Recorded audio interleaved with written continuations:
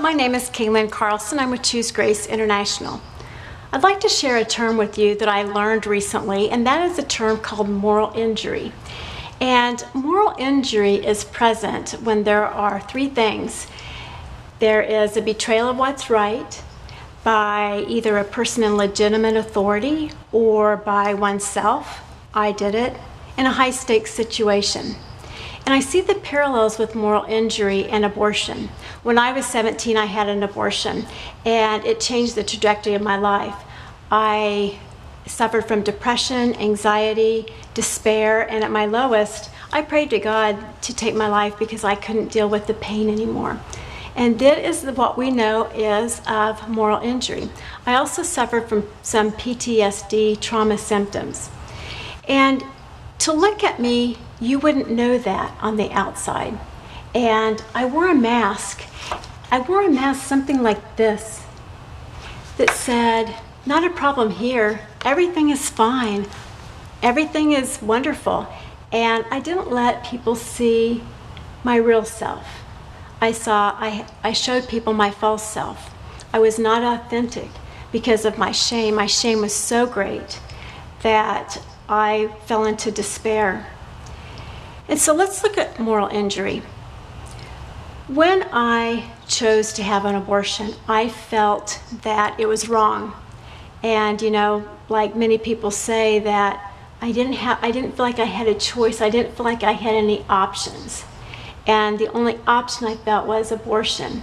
And so there's a betrayal of what's right. And that betrayal is, I'm having an abortion even though I don't want an abortion. So that's the moral injury piece. And it's in a high stakes situation. So what could be more high stakes than a life or death situation?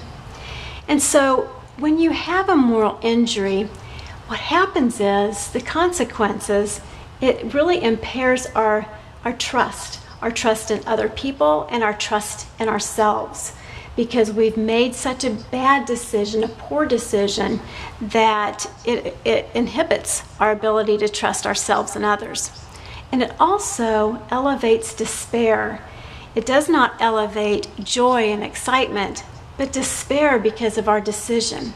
There are some people that want to celebrate their abortions, but for me, being morally injured by that, I can't resonate with that because I grieve my abortion. I grieve my decision. There is healing available if you can step out and be authentic. When I was authentic, I reached out to someone and I shared my abortion experience. And I learned that vulnerability begets vulnerability. When I'm vulnerable, other people can be vulnerable as well. And so when I learned to be authentic and transparent is when I was able to receive help. And there are so many people out there that feel isolated and alone in their pain, but you are not alone. There are so many people that suffer from moral injury. And moral injury was first coined by Jonathan Shea, and looking at combat veterans who were having difficulty because of the killing. And what we don't talk about is the big white elephant I've said many times about women that have had abortions that have difficulty with their moral injury is because they feel like they've killed an innocent child, and it was their child. But I just want to offer you hope that there is recovery and that you can learn from this lesson. We're not perfect, and God knew that. And the years of turmoil that you have spent, to change that around, because He knew you were going to do that, but yet His grace covers all. And for my recovery, it was when I chose grace. I chose God's grace, and I felt His love, that I was able to let go of it and to heal from it and to grow from it. I realized the depth of my love that I have for others. And I really want, my passion in life is to help others in their grief and despair from abortion.